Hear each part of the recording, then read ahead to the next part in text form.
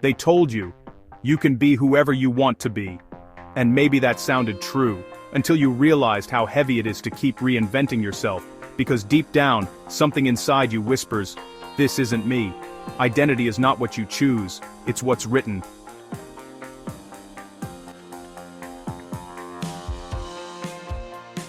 We live in a world that celebrates self-creation, where everyone is trying to build an image, but very few are discovering their essence. We call it freedom, but often it's exhaustion, trying to be everything, everywhere, for everyone.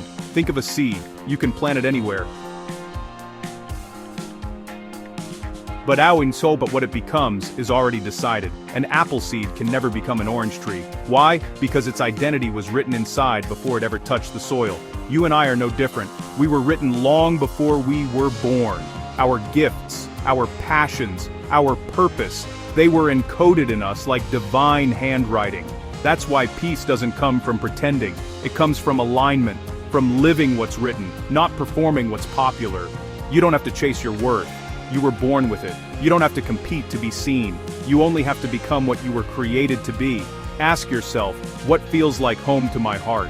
What do I do naturally, even when nobody notices? What breaks my heart, yet also gives me peace when I do it? That's your script. That's what's written. You were never meant to copy others. You were meant to express your design. Because the world doesn't need another imitation. It needs you, the written version.